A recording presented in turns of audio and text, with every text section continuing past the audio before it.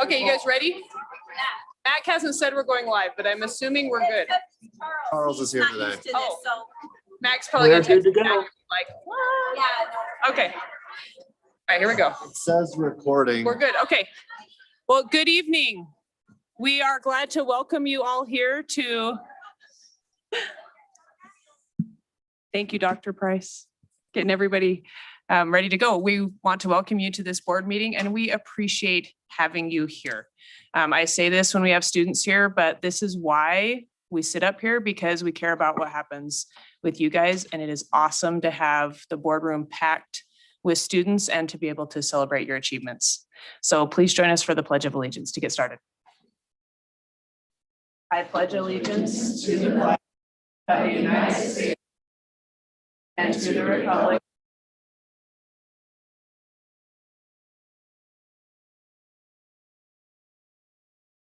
Okay. Thank you. Item 1.3 is approval of the agenda. I move that we approve the agenda as listed. Thank you. Do we have a second? I'll second. We have a motion and a second. Any discussion? All in favor of approval, please say aye. Aye. Any opposed, nay? Chair votes aye and the agenda is approved. Item 1.4 is recognition of our FFA national qualifiers.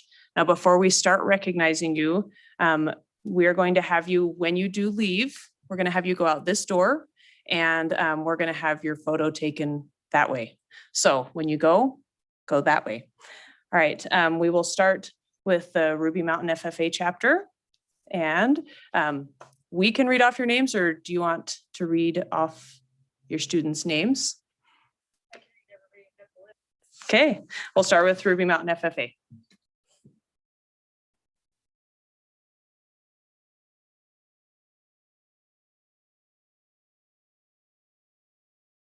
Thanks, Keith.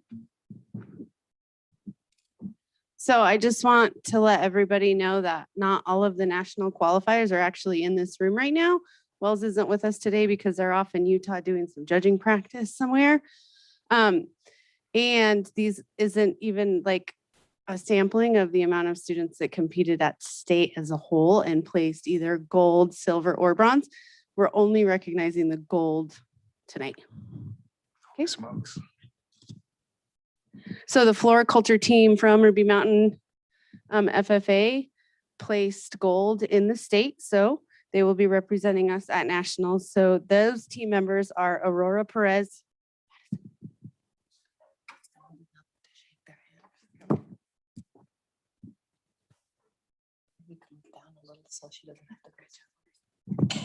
Alicia Saldana Ramirez.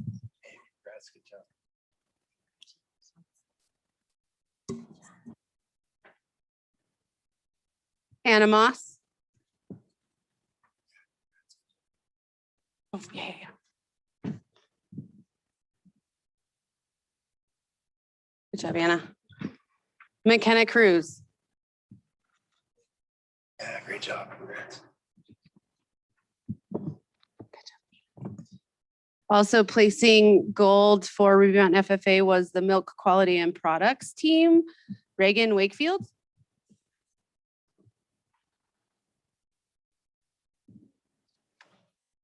Good job, Reagan. Okay, that'll work. Bracken Larson.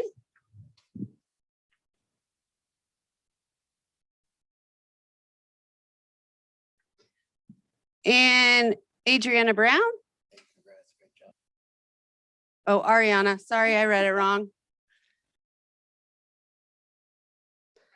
And then Joey Greenwood, but he's not here, so we'll give that to Mrs. Bushman later. Yep.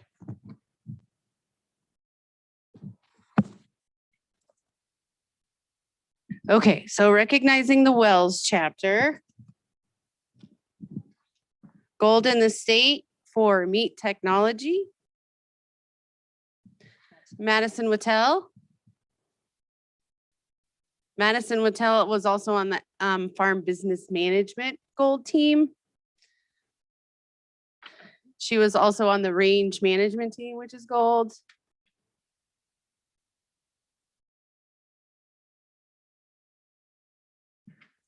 Jackson Dahl was on the meat technology team, the farm business management team, and the range management team. Carolina Johnson will represent meat technology, range management. She got one in there too. Yep. And she's got another one. She was the first high individual in extemporaneous speaking.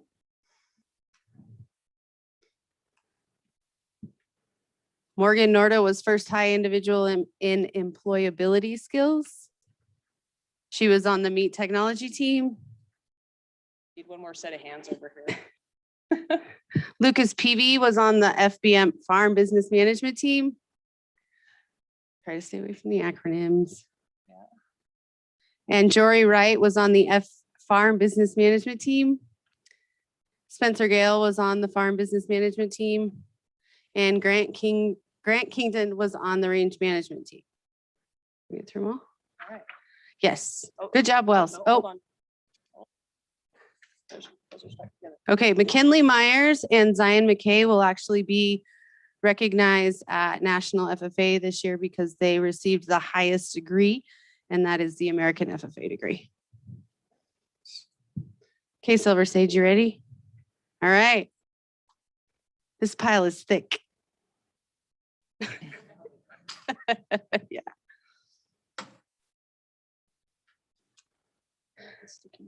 Probably not. Okay. Good.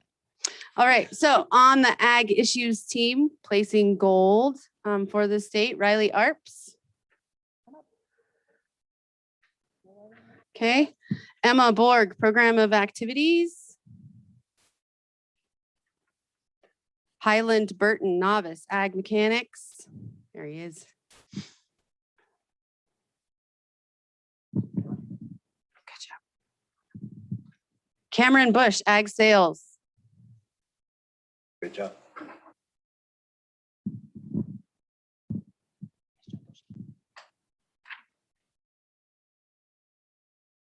Good job. Megan Basso, poultry. Oh, Megan, that's twice in 2 meetings. Lavana Collins, horse evaluation. Caden Cunningham, poultry.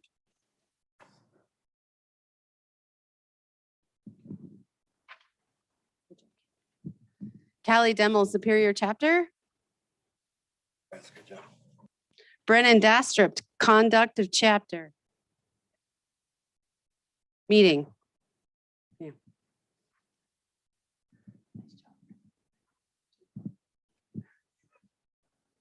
No pressure or anything. Aubrey Dawson, Novice Vet Science.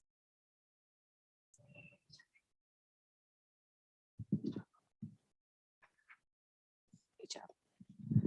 Bailey Green, Ag Issues.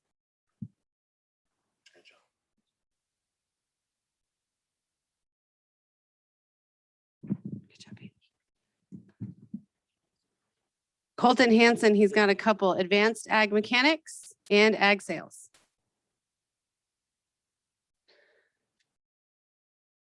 Wyatt Hatch has a couple, Novice Ag Mech and Conduct of Chapter Meeting. Nia Harris, Reporter. Brett Herman, Novice Ag Mech.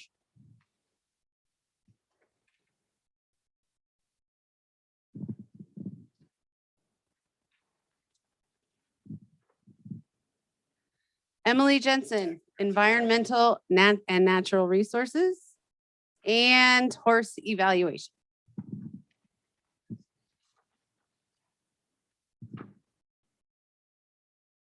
Dally Jensen, Conduct of Chapter Meeting.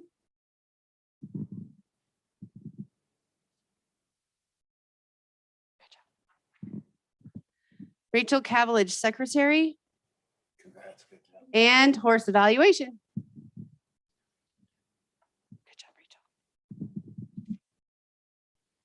JC Lindquist, Ag Issues.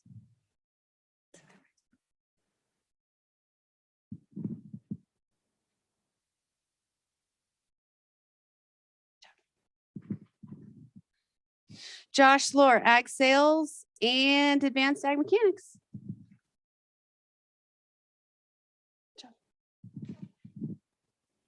Dan Mendez, environmental and natural resources. I'm going to slaughter that. Chaitan McIntosh. Ooh, Chaitan, thank you. Sorry. Novice ag mechanics. Congratulations. Brianna McGinnis, ag issues.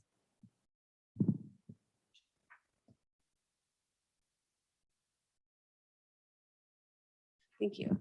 Cody Parker, advanced ag mechanics. Good job, Cody. Riley Pipo, agriculture, Pipo, agriculture issues and conduct of chapter meeting.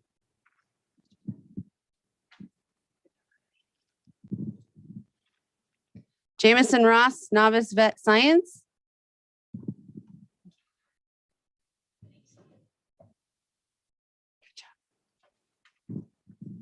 Shelby Senecal, ag issues and conduct of chapter meeting.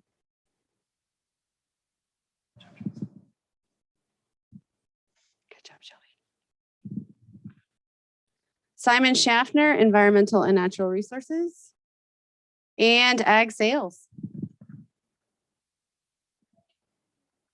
Good job. Oh, there's one more. Hold on, we got it. Advanced ag mechanics. Good job. Wade Sarman, poultry. Congrats, good job.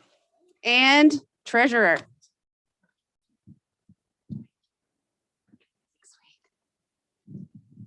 Katie Smith, novice vet science. Congrats, good job. Cashley Stewart, horse evaluation. Afton Sampson, conduct of chapter meeting. Brenna Thompson, novice vet science.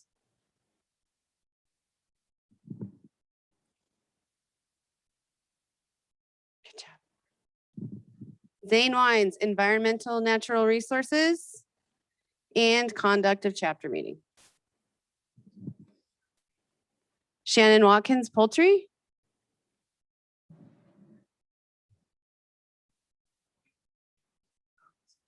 Good job, Shannon.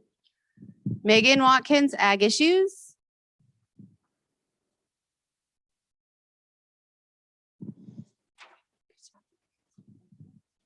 Yep, we started there. Perfect.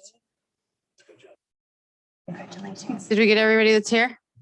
There's some really awesome advisors hiding in the back. Mr. and Mrs. Albisu, Mr. Smith, both from, all three of them from Silver Sage.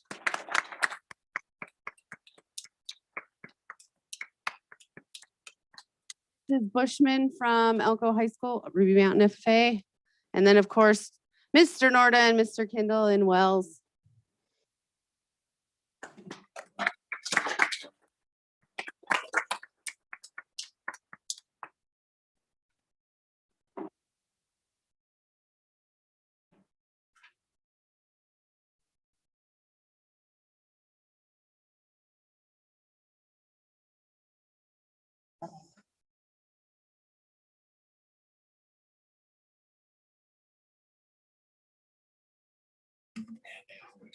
They do. They look awesome. All right, well, we know our FFA kids have already left, but I think we should give them a round of applause, even in the hallway. Awesome job.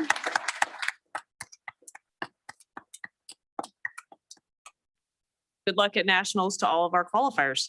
Our next item is 1.5, receive a presentation from the SCMS Drama Club. Dr. Price.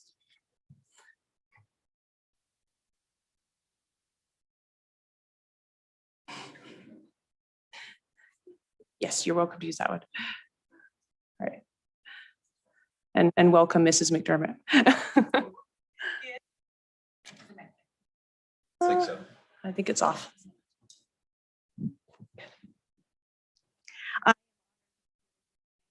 To share one of our success, our drama club. I'm Sally McDermott, Creek Middle School, and I'm joined by Dr. Amy Price, who is the advisor of our drama program, and a few of our talented students. We are a 6 through 8 middle school, and our program extends to all of our students. Each year, we perform 2 productions that include anywhere from 40 to 75 students. Royalty fees to perform usually run between $695 and $1,300. This year's winter performance was the Polar Express, and April 13th through the 15th, we presented Moana Junior. We appreciate Principal Harris and Diane Sen and all the staff over at Sage Elementary, our neighbors. They share their gym and their stage with us during the week of our productions. So students audition and they go through a grade eligibility check to be involved, and no student is turned away if they qualify. So students then devote their time after school each week to practice and prepare props. This year, their practices were held in our foyer. So students transitioning to a stage just in itself was quite an accomplishment. In addition to the traditional benefits of being involved in a drama production, such as increased self-confidence, language development, creativity, and communication skills, I've witnessed a lot of other things. How students deal with unanticipated situations, technical difficulties, wood from the boat falling on the cast members in the middle of a program, lots of things. The students learn how to problem solve, and they can ad-lib spontaneously. And we have students here tonight who are performing a certain part for the first time. To get everybody here this evening, some of these are taking on somebody else's role that couldn't be here. I've also watched some of our students, all of our students actually, show grace with each other, and they help each other and they provide support when someone forgets their lines or needs any type of help. I've also watched the community that it builds. Dr. Price is excellent in involving lots of people. So you'll see we also involve elementary students, and our high school students continue to come back. And so our high schoolers come back and help plan the practices. They help us with the lights, the stage. So you can tell that it builds quite the community for us. So this program has evolved into one that now is run by students. They run everything backstage and all their practices. We've even had a previous student who fell in love with acting in 6th grade, graduate in 2020 with a BA in theater education. So as you can tell, I'm very proud of the opportunity that Dr. Price provides to all of our students and our community and all of our talented students. So at this time, I'd like to present Spring Creek Middle School's snippets of Moana Junior. And if you have any questions or comments after the performance, we'd love to hear from you.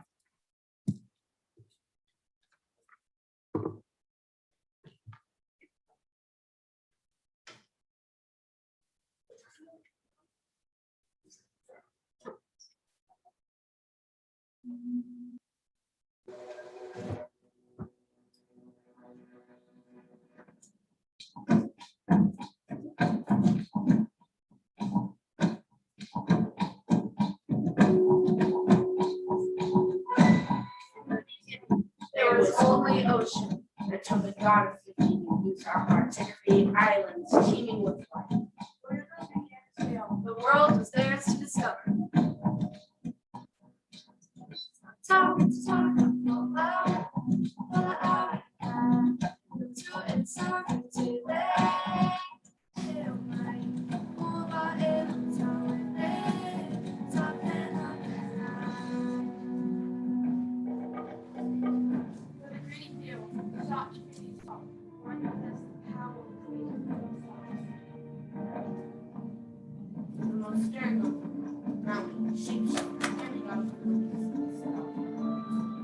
Magical fish hook, now we transform into a hawk, outsmarting this competition and stealing the heart of the people. And they found out the heart for long, before he was attacked by Tekka.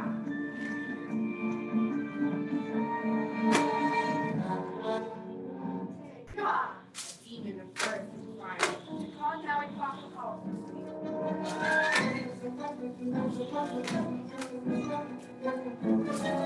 During their battle, the heart of Dimitri was lost in the sea. Furious, Tekka hunted for power, destroying everything in his path, winning life from island after island. Now he disappeared, never to be seen again. Tekka now became the ship of legends, and the adventures of the voyagers forgotten.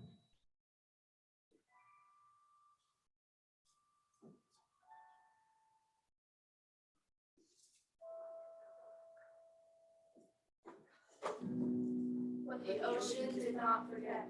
The ocean guarded the heart for more than 1,000 years. Searching for someone who could find Maui, Beach a car. patrol the occupied and save mankind.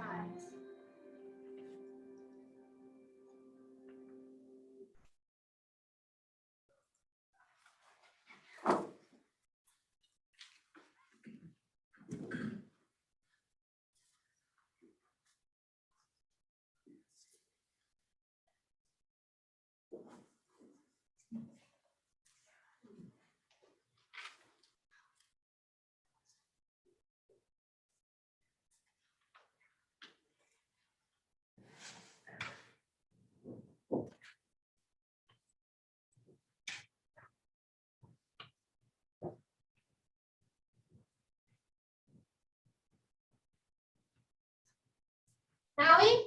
Anyone here? Everything looks so deserted.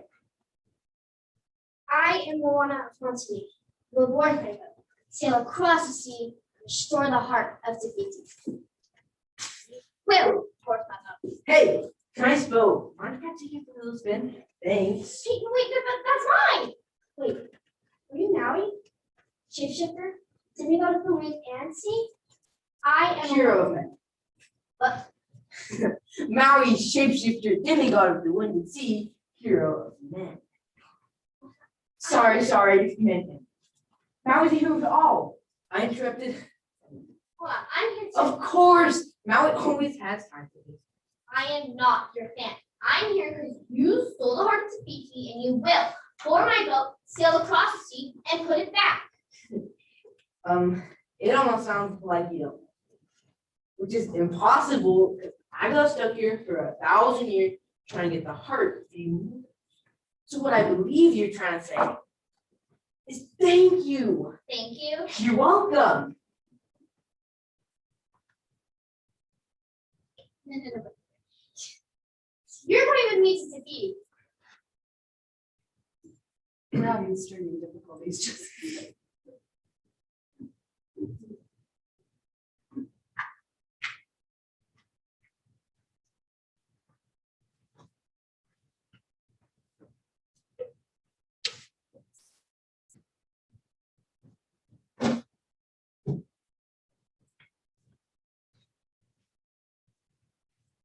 How do you feel about it a cappella?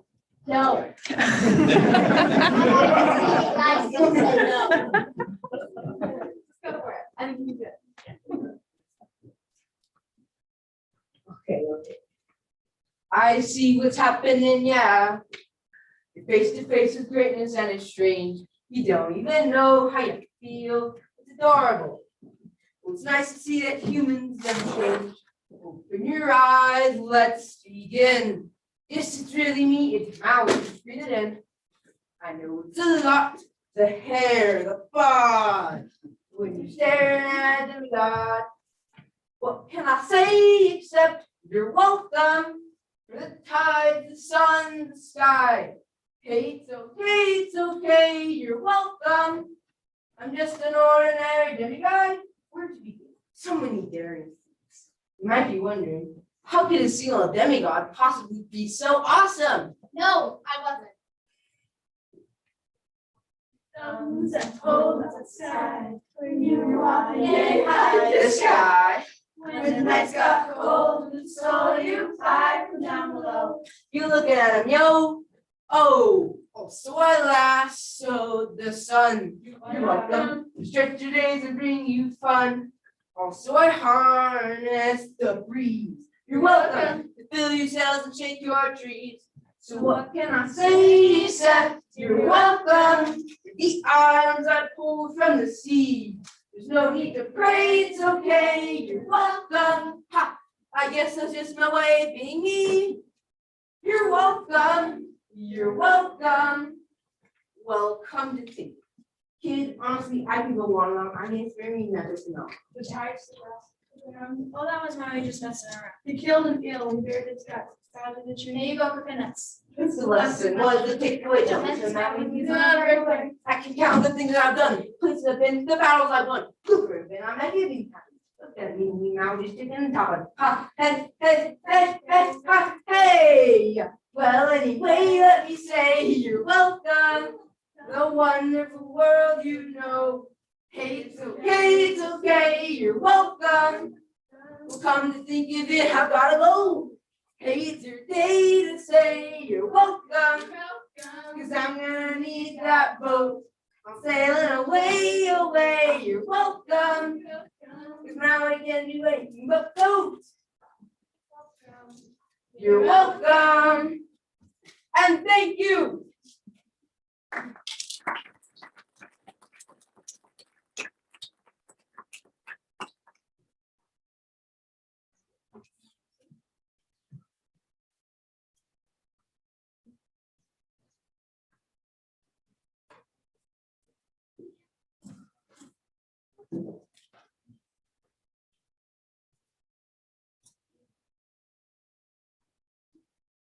Oh my gosh, the entrance to Wild High is just right over there. Yeah. Wow, we made it. You did good. Dead? But I'm super glad you're not, because I need you. I have a plan. You're gonna distract Thomas while I go. Wow, this crab really likes his treasure. You sure this is gonna work? For 1,000 years, I have been thinking about getting my hook back, keeping this pair curly, and being on it. Gotta work. Gotta.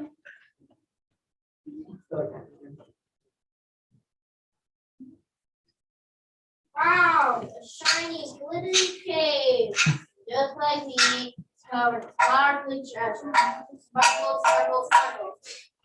Selling it. Do that, you did. Come here. How can I say? Special love super. Not the same. Well, look what we have here. Sparkly, shiny. Wait, it's a human. Downstairs around the monsters. I just had to see you for myself. Does he have a death wish? Us mortals have heard the tale of the crab who became a legend. And I'm just wondering how you became so crab. You what? Are you just trying to get me to talk about myself? Because if you are, I will gladly do so. In song form. Tamatoa hasn't always been this plan. I was a drab little crab once. Now I know I can be happy as a clam. Because I'm beautiful, baby. Did your granny say and listen to your heart? You are, I'm the inside. I would take words of terror, argument apart. Your granny thought I'd rather be shining. At the treasure from the sunken pirate wreck. Scrub the deck and make it shining. I will sparkle like a wealthy woman's neck. Just a second, don't you know? You're so dumb, dumb, dumb. Yeah, she's angry that glitters. Beginners. Oh, and here we come. In the dark sky with us. Fish and us of free food. And you look like seafood. Hey, crab cake! I'm back. It's Maui time. Giant hawk coming up. Giant hawk!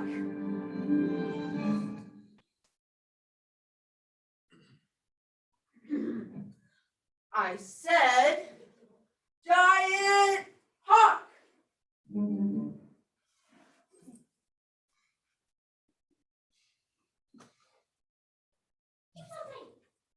I can't transform.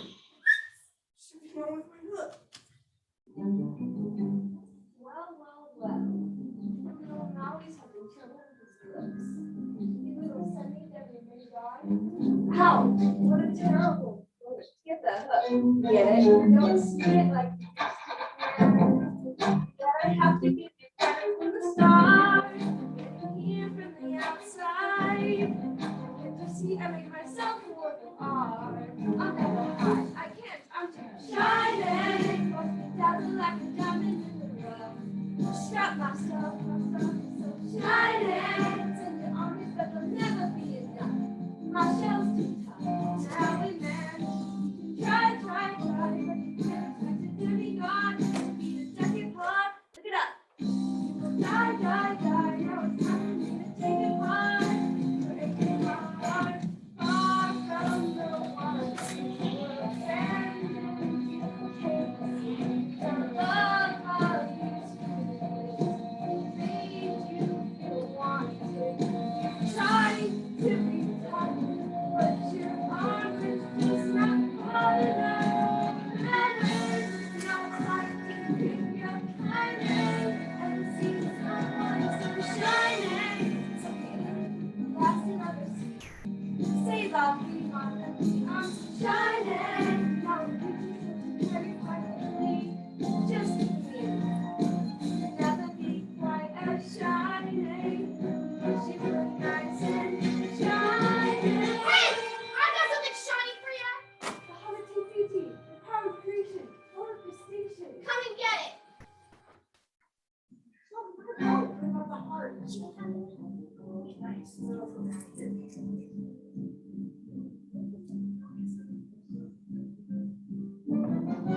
Yes, the heart is mine. Hit it. Shining, I'm the sunrise on the surface of the sea. Look at me, you see, I'm so shining. All the monsters see my weaponry and flee. See, Lucky, call me selfish. Call me selfish. Wait a minute. I see. She's taken a particle and covered it in violence and algae as a diversion. Sebastian never had to put up with this.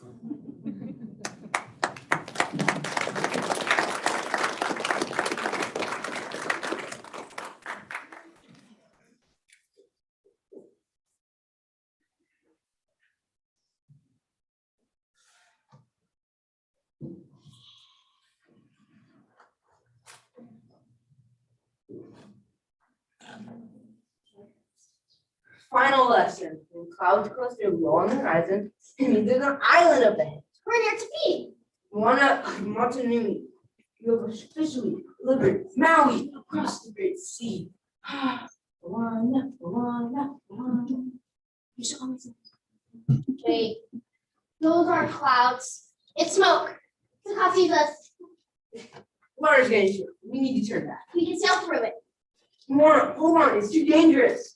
We have to keep going. Turn the canoe around now. No, my village needs me. The waves are too big. We won't make it. We can do this. No.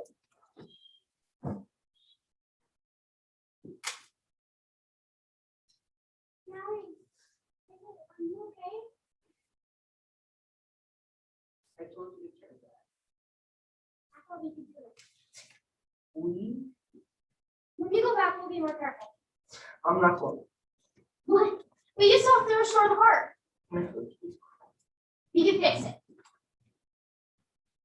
Can't fix it. One more hit and it's over. Without my hook, I'm nothing. That's not true. Without my hook, I am nothing. Look, we're only here in the first place. You stole the heart. No. We're here because the ocean told you you're special and you believe it.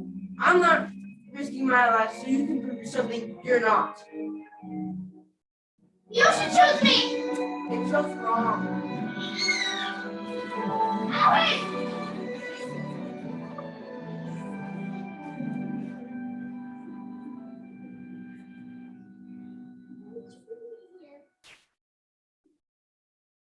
You have to choose someone else. Choose someone else. Please.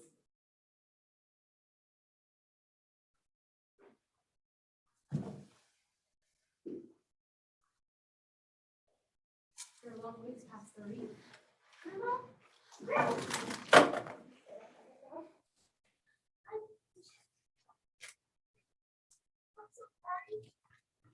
not your fault. I asked too much of you. If you are ready to go home, I will leave with you. Why do you hesitate?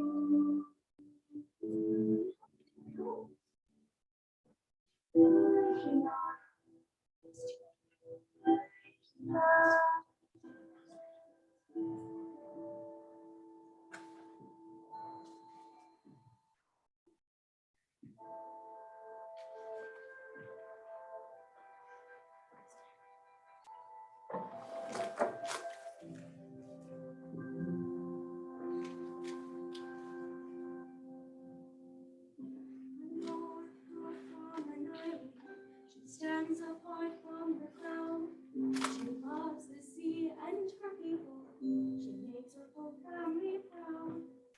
Your whole family. We are all proud of you. The world seems against you, but journey may leave a scar.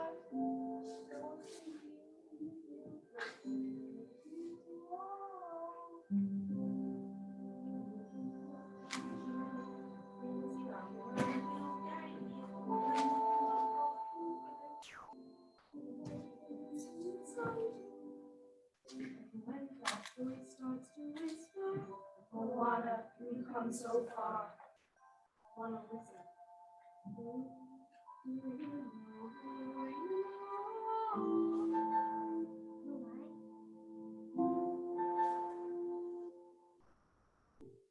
I'm the girl who loves my eye, and the girl who loves the sea. It calls me. I am the daughter of the village chief. We are descended from the point, found a way crossing the world. They call me. You delivered us to where we are. You have journeyed farther. You are like and more. Still it calls me. And the call isn't out there at all. It's inside me. It's like the tide, always calling and rising. I will carry you here in my heart. You remind me. Come on, then. I know the way. I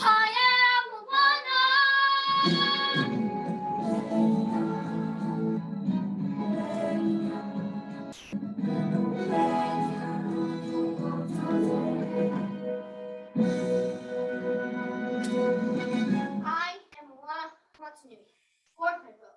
I will sail across the sea and restore the heart of Tafiti. You have become quite the navigator. Someone taught you well.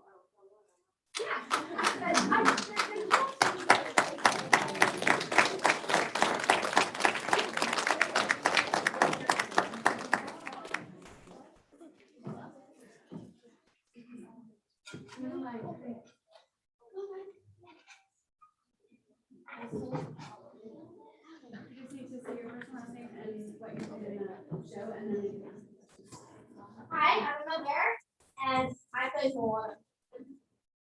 Hi, I'm No, Bella. okay, bye. Hi, I'm Emily Valdez, and I play for I'm Madison Murphy, I play Tom.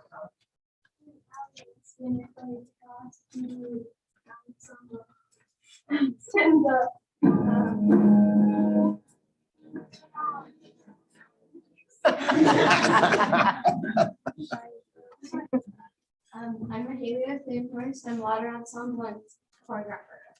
Did all of the water choreography by herself. Hi, I'm Kristen Angel, and I did Ocean Song. I'm Kalia Chambers. I did Villager, Shiny and Tombo. I am Tyreek and I did Maui. I am Lauren Heckman and I play Grandma Toller. James Hammond and I was the game master. I'm Abigail Rosengarten. I play as the ocean and I'm Liliana Krabby and I'm with stage crew. I'm Danica Griffin, and I was one of the villagers. I'm Ethan Nicholas. Normally I'd be a fisher and monster, but today I was just a kid. I'm Sadie Ballinger. I played Shiny Ensemble and now Ensemble. Hi, I'm Sadie Rosenberg, and I played Amato's Claw. I'm Lady Rosenberg, and I played Amato's Claw. I'm Aaron Gillespie, and I played Ancestor 2 and now Ensemble. Hi, I'm Scarlett Golding, and I played Chief Ancestor 3. Hi. Hello, I am Brandon Opie, and I played Chief Ancestor 1. Thanks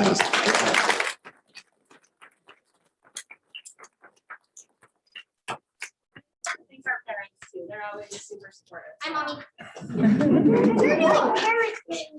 We can keep your parents around.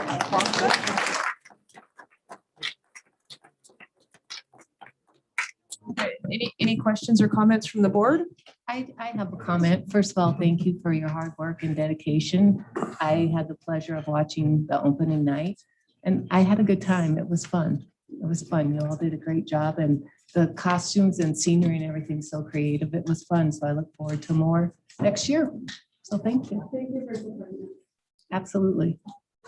I just want to comment also, I thought that was a great performance from all of you guys. And I had a question for you. And then how long does it take to prepare for something like this? Because you had your lines on point, your cues, everything. You were all working together in unison. And it looked like it took quite a bit of practice, a lot of time. So I was curious, like hours or how many weeks or months you've worked on this to get it together. So we practice from 1:45 to 3:30 Tuesdays and Thursdays for about Started in February. I'd say about like 18-ish weeks.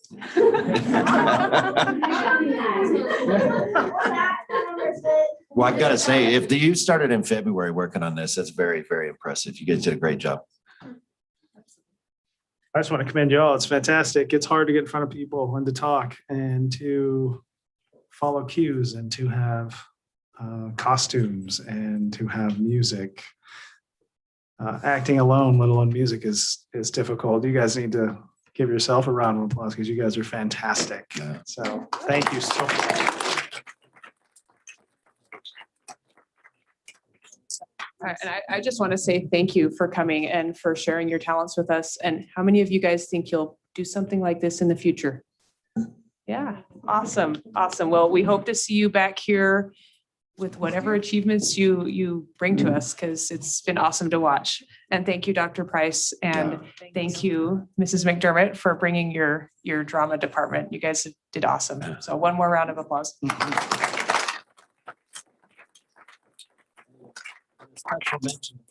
They put up a great fight. So.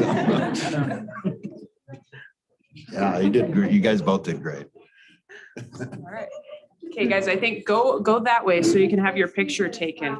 Yeah. Yeah. Amy, do you want to have, sorry, Dr. Price, would you like your picture taken first and then come grab your stuff? We'll grab it as you go. Okay. You guys are professional stage crew. We know. Good job. All right, well, I have watched these shows and I know they're fast. So we'll go ahead and move on to item 1.6, a presentation from Flagview Intermediate Students Against Genocide Group.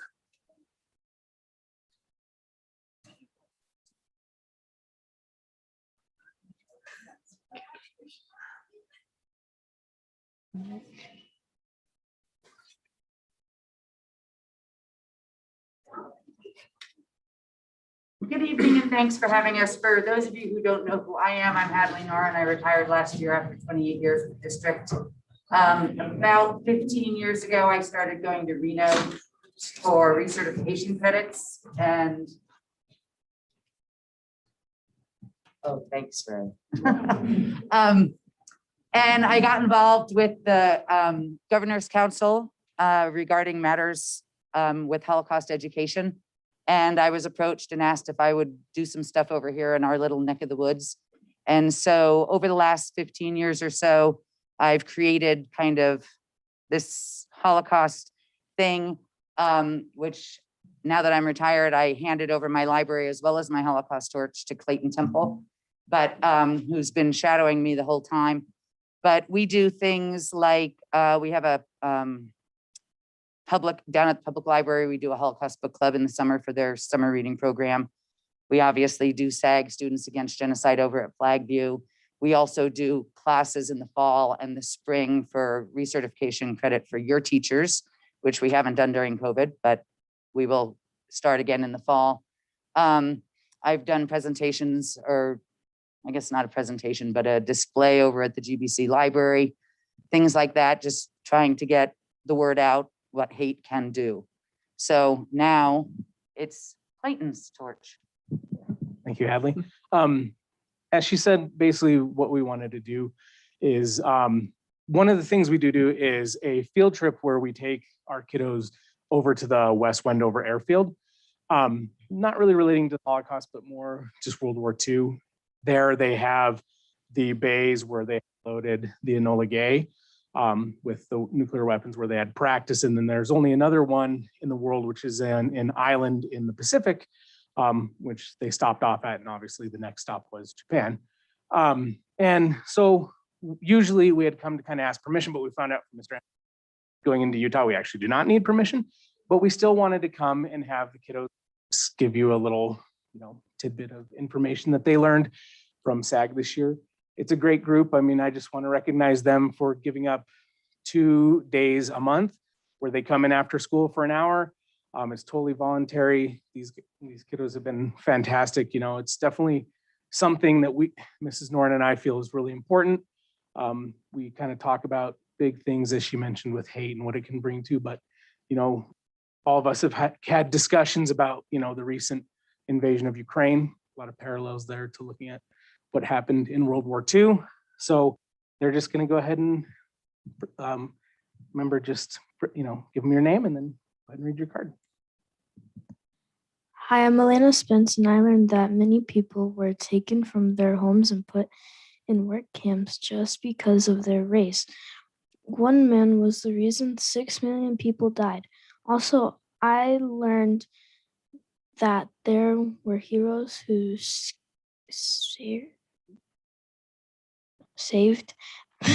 the lives of hundreds or thousands of people. Hello, my name is Sierra Temple, and what I learned in SAG is to understand more about why people hate, and when they do it, what their actions can be. I also learned about Hitler and his army. Hi, my name is Selena Lucero. What I learned in SAG is that the Nazis did not just kill Jews, they killed people that did not like Hitler, and by the end of the war, 6 million Jews were murdered. Hello, my name is Kaylee Hawkins. The Germans require the Jews to wear the Star of David to identify them because of hate. Hi, I'm Johnny Yardy. The Belsky brothers were a group of brothers who risked their lives to save more than 1,200 Jews. The Belsky brothers set up a camp in the forest. They were located near the town of Novodrukik. Today, 20,000 people would not be alive if the Belsky brothers did not take action. Hello, my name is Talon Osdorf, and what I learned in SAG is how the Belsky brothers built a small camp in the woods to help Jews and others hide from the Nazis. By the end of the war, they had saved 12,000 people, which has now grown to more than 20,000. Hello, I'm Aurora Brown. At SAG, I have learned that Dr. Mengele experiments on twins. He experimented on the twins to see if one twin was in pain, so would the other. Hi, my name is Alan Fabrizio. Someone I learned about in SAG is Sugihara. Sugihara was a Japanese diplomat who helped over 5,000 Jews escape to China. When the Jews asked for help, he asked his country to allow him to write visas for the Jews. They wouldn't let him write the visas, but he wrote the visas anyways.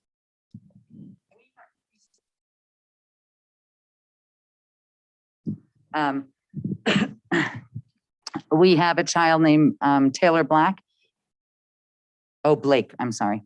What I learned most in SAG is how many people helped Jews, disabled and others. They could have just let them be, but decided to help. Some of these people got honored as the righteous among nations. Them and read more about those. And Susan Cooper. The Belsky brothers were a group of brothers that saved more than 1,200 lives. They created a safe haven for them, particularly women, children, and elderly people who managed to flee into the forest. Over 20,000 people would have, maybe you should read it, would have died or never been born as a result of the Belsky brothers' actions. Thank you. This is Chloe Blake. She's Taylor's sister. And she says, what I love about SAG is that they tell us about the Holocaust. And an example is that they taught me about Sugihara and how he wrote the visas for the Jews running from Germany. The chairperson of the Governor's Council, who's Judith Schumer, who I now report to, her family, well, she's a second generation survivor. Her mother, father, and her older sister were actually saved by Chinue Sugihara. He's the only Japanese person of Japanese descent that was recognized as righteous among nations. So he definitely, it's just kind of the story of this lady that I work for here because of the actions that Sugihara took. And he, caught a lot of flack from the Japanese government during the time for doing it, but he just knew that he had to do the right thing. So, and that's hopefully something that we've kind of instilled in these kiddos here. And so we would love to come. May 20th is our field trip. We'll be leaving from Flagview 8:30ish, heading over to the airfield. If you want to come, we'd love to have you. So, and you're welcome to join the bus.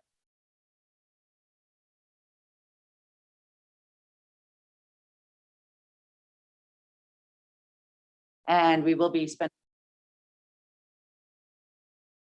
is a smart as well as an extra job.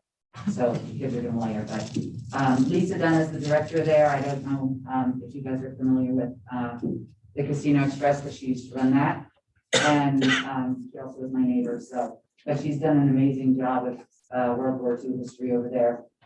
They've redone the Officers Club, which is where we'll start, and we'll have lunch there. And then we'll go on a tour, like Clayton said, to one of the only 2 bomb lifting sites in the world. The kids are gonna have a great time. Lisa does a great job with kids and welcomes us back every year. So we'd love to have you join us if you can sneak away for the day. thank you. Well, thank you. And you guys handle some really tough topics when you get together.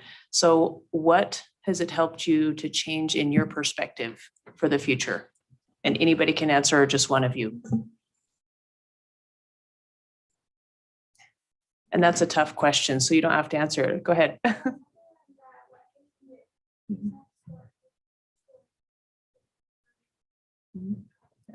And so what can you do instead? Yeah. Yeah. How am I gonna change you in the future as a person?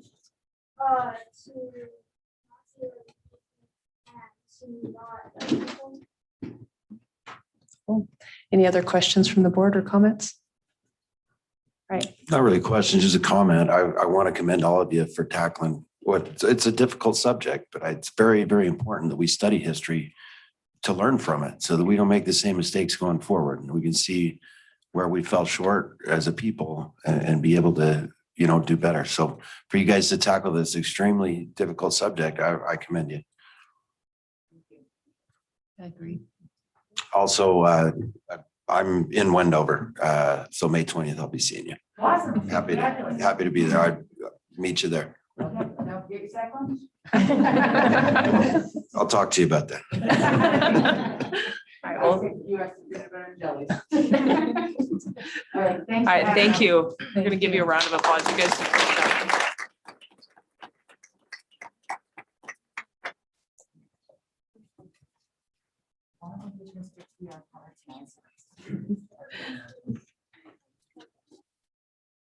All right, we will go ahead and move on to item 1.7, input from the public. This is a period devoted to comments by the general public, if any, and discussion of those comments.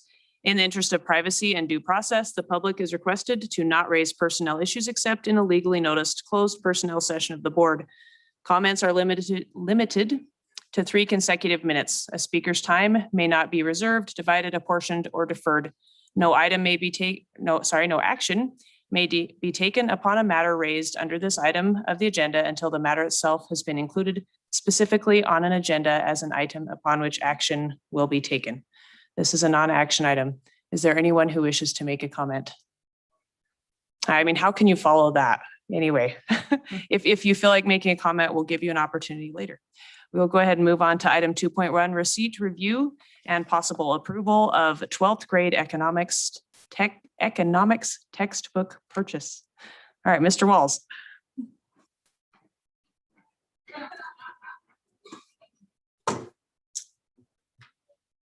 Okay, just to begin with, I'm just going to read the agenda item because it kind of introduces what we're going to be discussing and the purpose of what we're going to be discussing.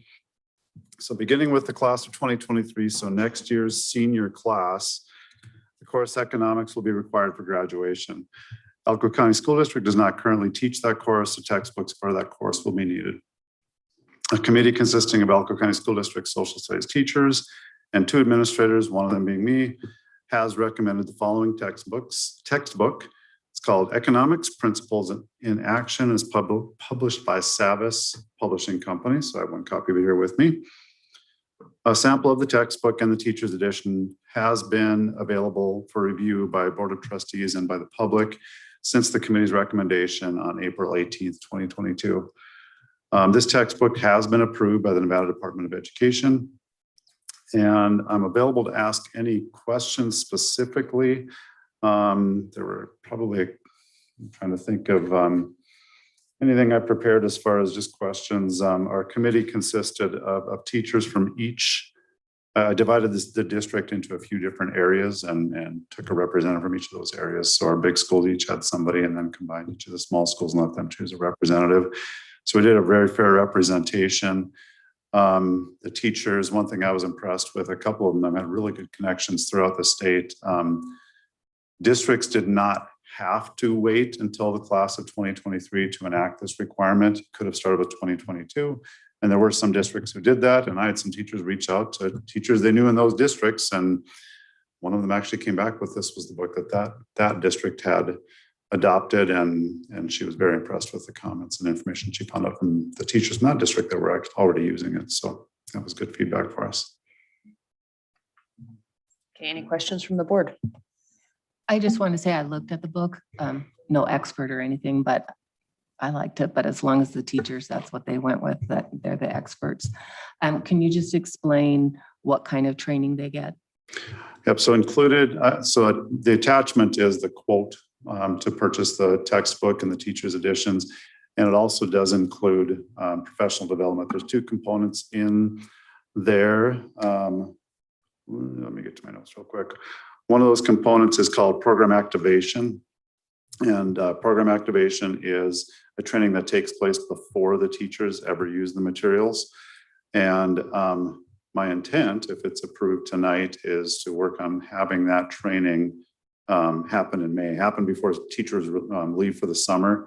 The company will be able to get me teachers editions and at least enough student editions so that at that training, teachers could leave for the summer, having an introduction to the book and a copy of the teacher's edition. The other training, the second component of the professional development is called Program Implementation Essentials. And they designed that training to be provided after the teachers have had a little bit of a taste for the book. They've been introduced to use it a little bit with their kids and know a little bit about it. And that training will happen then next school year. Okay. A question I just had was, I know you probably looked at a couple different things. Was it even close or was it a? No. Okay. This was the book that, yeah, yep. And this book is already on the state's list of approved texts, which it doesn't mean that we can only choose books from that list. But if we choose a book that's not on that list, we have to go through that separate process. Well, a process that this book has already gone through to be on that list. So that checked some boxes for the committee, and then the committee utilizes state standards and our district curriculum and compares that to what is provided in the textbook to ensure that the textbook will adequately support them in teaching those standards. So going forward, this is the overwhelming favorite of what we'd like to use. Okay. Yep. Sorry. Go ahead, Susan, if you could. Did the public Did anybody, do you know, come in and? look Two at it? board members reviewed it. And that was the only times it was looked at. Yeah, I'll admit I looked at it, so read through it. There's some bold words, some not bold words, some topics, some good topics. I will say as a business owner, I was impressed with how much it goes outside of just standard budgeting, get into a job, let them take care of you, move forward. It gave you an encompassing, like, hey, if you want to start your own business, this is the beginnings. You know, it's not all inclusive, but it's way better than anything I got in high school, for sure. These kids reading it and learning it, it should be fantastic. I was very impressed with it. So. And just a quick comment. I know Josh went to school here in Elko.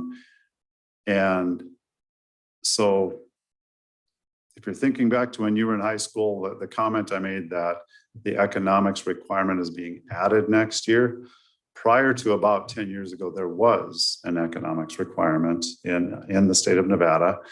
And it was the same. It was a semester credit. So it was a half credit. So the economics class at that point in time was paired with the class world history.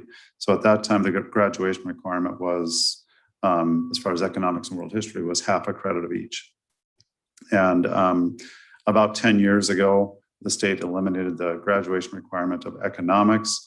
They adopted personal finance standards and mandated that those personal finance standards were taught, but we didn't have to have one full class. They could be encompassed into another course. We in Elko County School District, we encompassed them into a course called computerized personal financial literacy. And then now, so at that time when that happened, they dropped the econ requirement. We had econ textbooks, but we sent them back to the depository at that time. I would imagine we probably got a little bit of money back from at that point in time. But that's the reason so there might be people who are saying, well, no, there's always been an econ requirement. Well, there was prior to about 10 years ago, and then 8 or 9 or 10 years, we haven't had an econ requirement, and now we do again. I just have a financial question. When you look through the materials you provided from the company, their shipping and handling is a large number, $9,180. So can you run us through that? You know, I didn't ask them specifically about that number. I can ask them specifically about that number. I would imagine $5 gas has something to do with that. I was gonna say, we might be able to go pick it up cheaper than that, wherever it's coming from. So anyway, I would just appreciate some. Part of the shipping and explanation when they have handling some. is getting the books. So we buy all of our textbooks through Mountain State School Book Depository. They're in Utah on the Wasatch Front. There is a shipping and handling fee for the publisher to get the books to Mountain States. So I'll ask about it, though. I haven't asked specifically about that line item. One thing I do want to point out too is there are no consumable, no workbooks or anything that we're purchasing or that we're proposing to purchase. There are some available in the digital bundle that comes along with this adoption. So that being said, a lot of times when we adopt a textbook series, there are consumables that happen. So our purchase includes, these are normally 7-year adoptions. Our purchase includes refilling those workbooks on a year-by-year basis. We account for that in the original purchase. This purchase that isn't needed. The number that I have in here is 750 student editions. For next school year, our seniors, based on roll-up numbers from this year's juniors, is around 675. I think it was 678 or something like that. So I've accounted for about 75 extra books. I've been going back and forth in my mind since this one, there aren't purchases each. Well, I should back up. We don't purchase workbooks every year through those other contracts. We pay for them up front, but you have an allotment you could receive each year. Well, with this adoption, since there aren't workbooks or something each year, we're buying everything year one. Now prices could go up. So I'm kind of contemplated whether 75 is enough. So I guess what I'll be asking tonight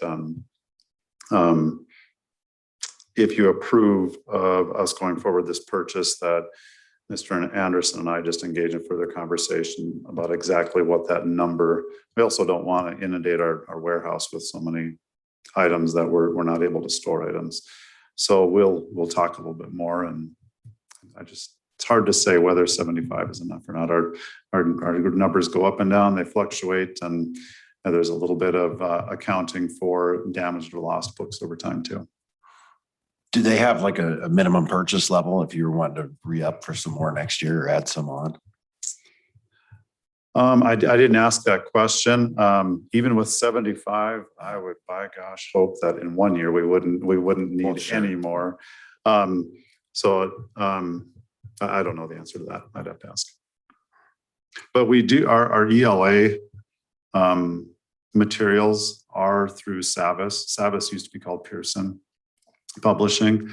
And we buy all of our textbooks through Mountain State School Book Depository through our contract with them. That being said, I think what we buy, we can make a pretty good argument that Sure. we need Say, hey, minimums. we need 50 more at this price. Even if we only need 50 of the econ, we're buying other items that I would think we could meet minimums. Okay. All right, any other questions, or would the board like to proceed?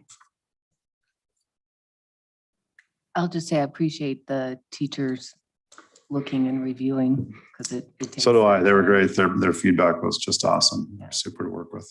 And they just- are chomping at the bit to know whether I can schedule the professional development this year or not. I like the way that's being done, of, having it before they leave for the summer, but also after they kind of get started using it. I think that's a really good idea.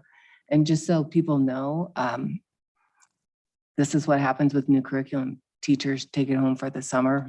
Like, everyone thinks, oh, they just do nothing all summer, but they'll be looking at those books and trying to figure things out and a plan. So appreciate that. Yeah, I think that's good. It comes out in May. And that part is really important, looking at over the summer too. I guess I forgot to mention that, this course, the requirement being a half credit, so a semester class, you're not going to teach this book from cover to cover in 90 days. But we do have econ standards. We have state standards in economics and personal financial literacy, so that the teachers do need an opportunity to review, utilize state standards, identify the portions of the textbook that will assist them in teaching our state standards. So there is going to be some jumping around and determining which portions of the book they use for instruction. And I have to say, if parents are looking for some guidance with their own financial, they should look at that book. It's in There's some there. great It tips is in there. There's great budget stuff. There's Mhm. great business stuff. There's great tax stuff. I mean, Yeah. I went through that whole thing. So And that touches, like I said, there's economic standards, and there's personal financial literacy standards. So the personal financial literacy standards that we used to teach in the CPFL class are now to be encompassed within econ. So it is a huge benefit that this textbook does have components on the personal financial literacy part of it too. is that a two birds, one stone? Yes. Can we take credit for? Hope so. Well, not me. I meant the district. Yes. Okay. All right, would someone like to make a motion? I was gonna say, I make a motion to approve the 12th grade economics textbook purchase with the request that Keith had with Mr. Anderson to finalize the books with the purchase. Okay. Does that make sense? Mhm. Sounds good. Do we have a second? Second. All right, we have a motion and a second. Any other discussion? All right. All in favor of approval, please say aye. Aye. Any opposed, nay? Chair votes aye, and that is approved. Thanks, Keith. Thank you. All right, item 2.2 is receipt, review, and possible approval of proposed new policy CM, school visitors. Mr. Anderson. Hello. First of all, I would love to preface all of this by saying we love school visitors. We are very welcoming at our school to parents, volunteers, public, etc. The reason this policy came about is, as happens with most policies, or with many policies anyway, is situations arise and someone asks, what's the policy on that? And in this case, I went to look and we don't have a policy specifically on visitors to schools. which I thought was probably an error that we didn't have something like that. Now, what we do have at our schools is a very consistent practice of how we handle visitors. And it's pretty consistent, not only, so what I've seen here in my years in Elko is also consistent with when I was in Texas. There's pretty standard ways of managing visitors at a campus. And before anyone wonders, or maybe they've already wondered when they saw this policy, this has nothing to do with trying to hide anything or block anyone from coming to our campuses. We very much, I have invited and I continue to invite anyone who questions the nature of what is being taught at our schools or the way our staff interacts with kids at our schools. I invite them to come be with us and see just how good of a job we're doing. What this is there are NRS, various NRSs, you see them in here, that are specifically tied to behavior disturbances of schools. First and foremost, our schools are places of education, right? Like that is the primary purpose. And so there are many reasons that we might have a visitor. A visitor could come for an athletic event, and a visitor could come to drop off their kids' lunch because they forgot it in the car. A visitor could come for, to see the teacher's classroom. Maybe a teacher has coordinated with a student, with a staff member, or sorry, a parent, because their child is maybe having some issues in class, behaviorally or academically, and it's a way of collaborating with the community.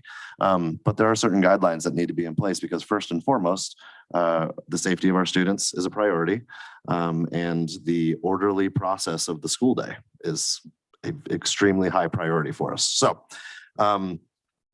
the items in, so we look to other districts who do have policies like this in place. And when I said it was odd that we didn't have one, our searching of other districts confirmed that it was odd because pretty much everyone else did.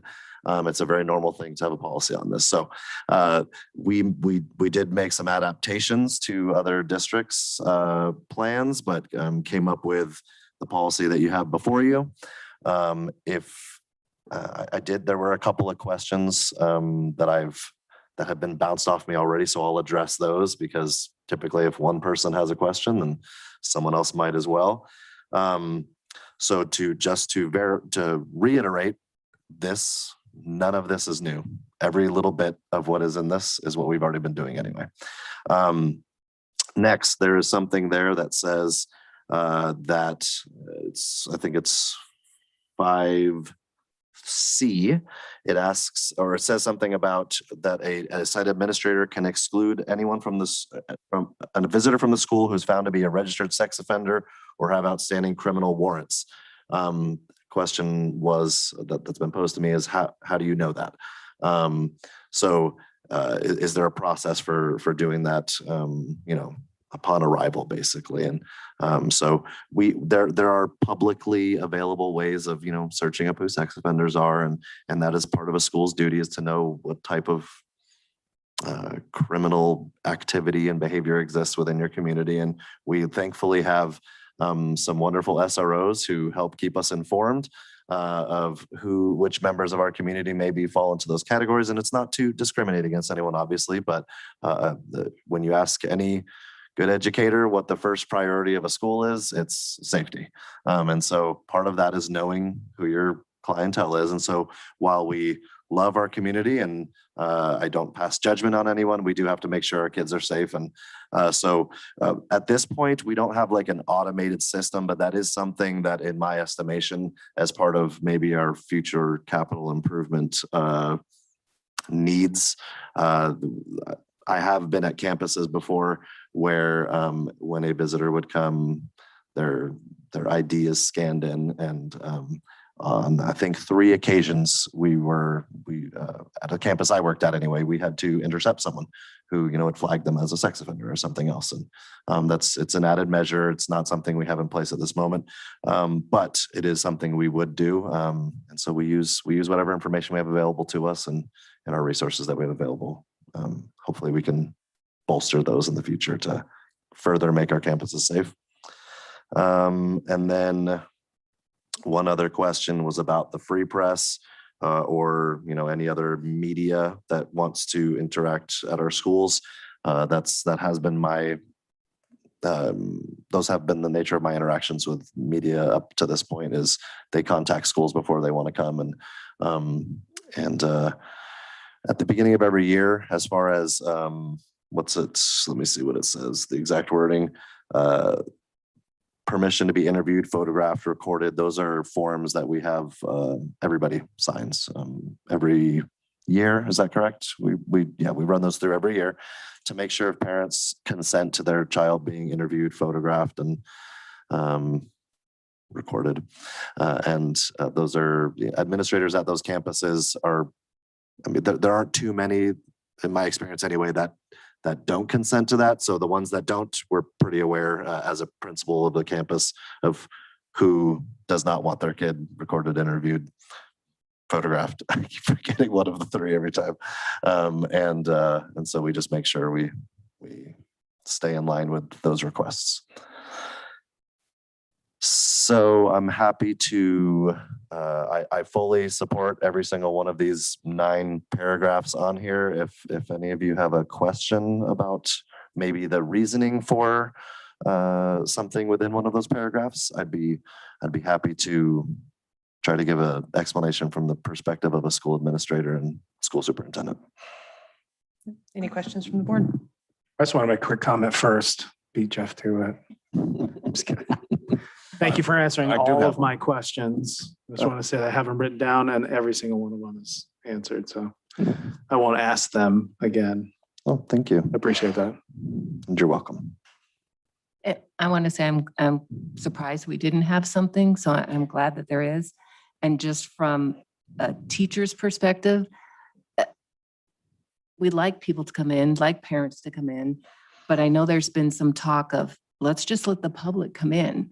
Well, like you said, we're trying to teach, and you know how kids are, any little distraction, they're looking. So it's really hard if you have, they're not animals in a zoo where you just come by and they're looking in the cage kind of thing. Yep. So like I said, I know teachers welcome parents to come in, but I appreciate, you can't just have people wandering in and looking around, and you do have teaching to do and safety. So I appreciate the policy. I'm glad you brought that up, Susan. I just want to say one thing is that it's not a theater.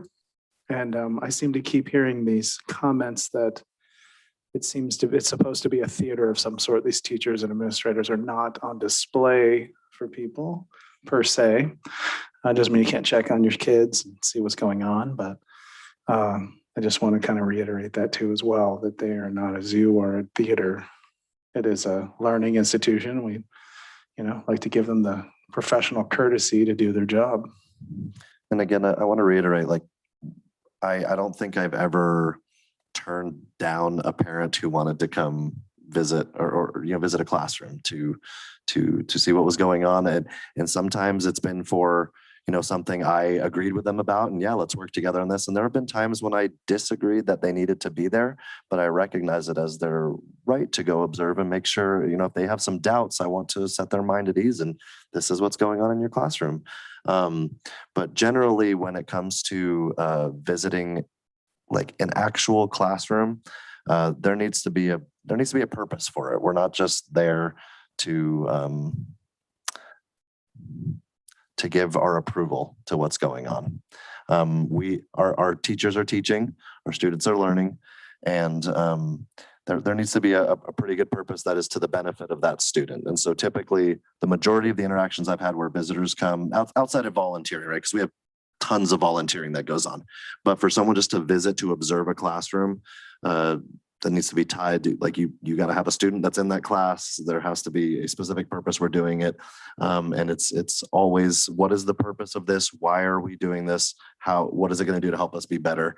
And really working with someone to make sure that we're there for a good reason, because not the only reason, but like Susan said, any change to the schedule is a disruption. And sometimes disruption carries a real strong negative connotation, right? Like the whole room is exploding, it's disrupted, right? But sometimes it throws kids off, it messes up the flow of things. And as a principal, you're there every day, and when you walk into a classroom, kids kids, they want to talk to you. They want to show you what they're doing. And like, some of that's good, but the reality is sometimes it's a disruption. So we would love to work with people on helping provide a better environment for their students and help them feel good about what's going on in the classroom.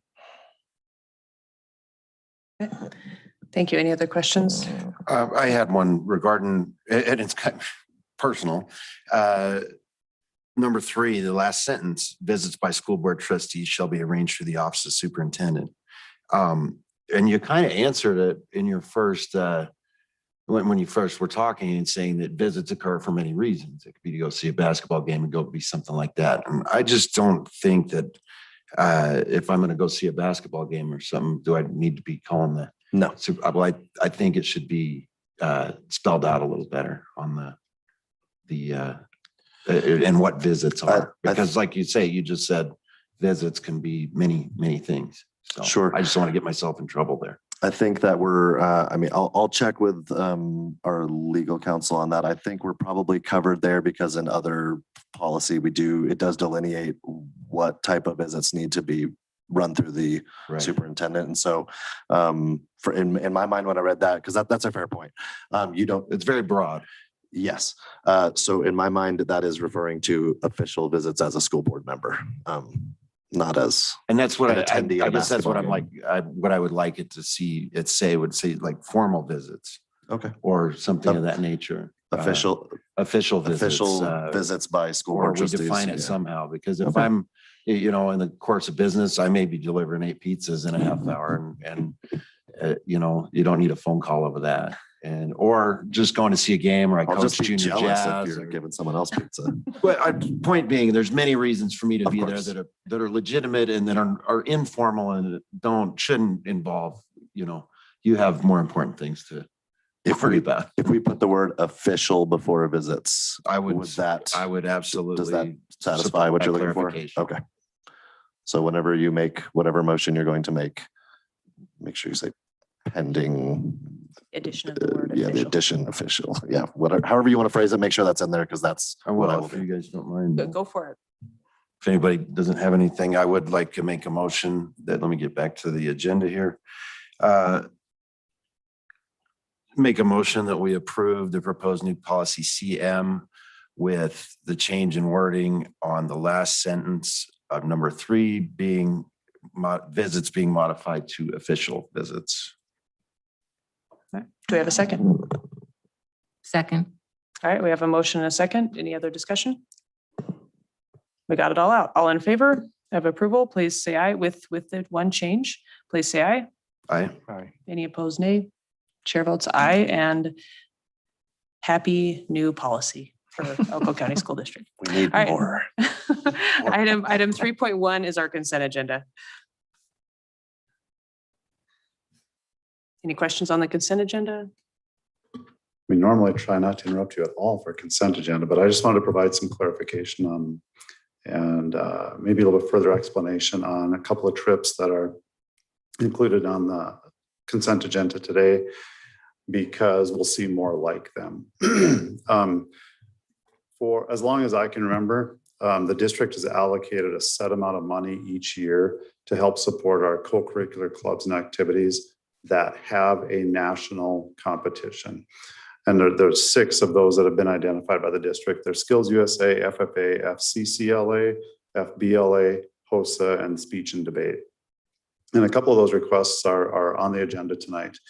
And that allocation has been set aside. What we've done with that is first, we use that allocation to pay for travel expenses for the advisors, fully pay for the travel for the advisors. And the amount left over after we pay for the advisors, we get a number. Heather Steele will provide that number of students across the entire district at every school's FFA and HOSA and Skills USA groups, the number of students that qualified and are planning to attend nationals. Not every kid that qualifies attends every year. And we divide, after we've paid for the advisors, we take the number of the amount of money left divided by the number of kids that are attending nationals, and that whatever that comes to might come to $200 per kid to assist those kids in their travel expenses to get to nationals. And you'll see on one of these requests, one of the advisors had broken down a percent, the cost to be paid by a certain percentage, 40%, that advisor put 40% district funds, 40% activity account funds, 20%. I can't remember how he phrased it, other or whatever it was. Anyway, that was a guess on his part. So once they know, we don't know that number yet because we don't know how many kids. And then of course, that means how many advisors are going to nationals. I can tell you that the amount we allocated this year is $55,000. So those numbers, that percentages were a guess on that advisor's part. Once we have all of the numbers in, we'll do that math and we stick to that allocation. So some years it means that we're able to fund kids more highly than other years, but we do stick to that allocation. Okay, does that help? But there were a couple questions on that. I think there also was a question regarding what's the difference between an activity account and district general fund. So if you don't know, when you hear us refer to activity accounts, all schools have a set of student activity accounts at their school site, and those activity account funds are completely fundraised monies. So the Skills USA activity account at Elko High School, for example, it's monies fundraised by the kids in Skills USA at Elko High School. So it's an avenue so that schools and those clubs are able to fundraise and utilize our purchasing process, our PO process and approval process and check writing process. Instead of having to raise money, and we don't have teachers or advisors helping kids raise money and stuffing it in a teacher's desk drawer.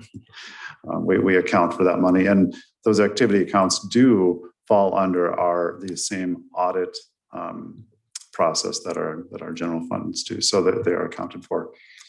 So anyway, I just wanted to provide that description quick because you will start seeing, obviously, the presentations we had tonight were from state competitions. So we have kids who are qualifying for nationals in those events, and that's how we help support them. We can't afford to pay 100% of every kid's travel, but we try to provide something.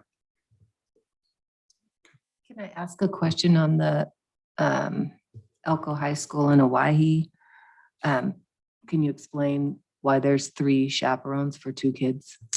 I can turn it over to Candace. So Candace, you can correct me or I'll just let Candace explain. Thank you. Candace worked on science fair. Okay, thank you. So from what I can gather, back in 2011, there's always been 3 chairs to the science fair. And then through the course of just the years going by and people retiring and trying to bring new people on, and then we had COVID where it didn't get done. We couldn't do science fair the way we were used to it. So then what had happened is that we had a group of people that were trained, and then we went to no people trained due to retirements. And this year it was Jennifer Anderson's last year. And so she brought on 3 co-chairs to train underneath her. So that's why they would like to send 3 co-chairs to Atlanta, Georgia this year, so they can participate in the fair and just learn how to do it. And there's workshops for them to do along with supervising the 2 kids that are competing. And the science fair does all their own fundraising. So they are paying for hotel rooms, food, airline tickets, and registration fees, which to my calculations come up over $11,000. And then the district funds the transportation to and from the airport in the school car, and then sub coverage, which comes up to be about $2,500. That's great. That explains it. Thank you. You're welcome. Any other questions on the consent agenda? No, I just moved to approve the consent agenda. All right. We have a motion. Is there a second? Second. All right, we have a motion and a second. Any other discussion? All in favor of approval, please say aye. Aye. Any opposed, nay. Chair votes aye and the consent agenda is approved. Item 4.1 is a report from our NASB director. Well, I'm headed to Reno on Friday. We've got a joint board meeting just going through the agenda real quick. I had it pulled up here. And then it's gone, but it's basically a budget review. There it is. Financial update and approval of the budget for the state association. And then also looking in on the search for a new director and then NASB awards. And then the next day, I covered that in the last, but there's a training session from 9 a.m. to 2 p.m. And while I'm there, I will be looking at an option to either stream that or record it so that I can get it to you guys if anybody cannot make it. So, but I will be there representing us Friday and Saturday night in person. And that's all I have.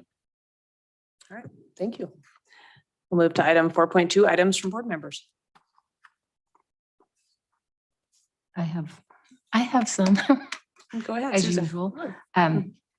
It was the last couple weeks for plays, obviously. I talked about Moana. I went to Adobe Middle School. They had Montana Jones in the Gymnasium of Doom. It was lots of fun. It was fun. It was a short one, but it was fun.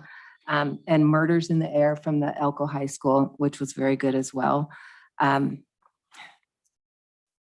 have to say, I love going to plays. And I enjoy not having to pay the price like you do in New York City for a play. So if anybody needs something to do or date night or something, I recommend going to any of those because they are a lot of fun. I also went to Science in the Act. It's for 2nd and 4th graders. I don't know if it's at any other schools besides Northside and Grammar, but I went to Grammar 2nd grade, the first part of it. And then I went to Northside for the second half of it in 2nd grades. And I think I don't know her last name, Lady Diana or something like that. She is fantastic.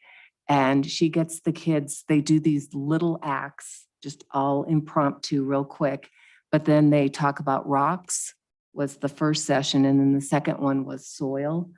And she had, it was so fun to watch the kids and the words that they knew and texture. They were talking about texture and it was fantastic and so much fun. And I know that, I don't know off the top of my head, but I know one of the mines and several other companies along with Nevada Arts Council, I think, help fund that and get that into the schools. So really appreciate that because the kids just really enjoyed that.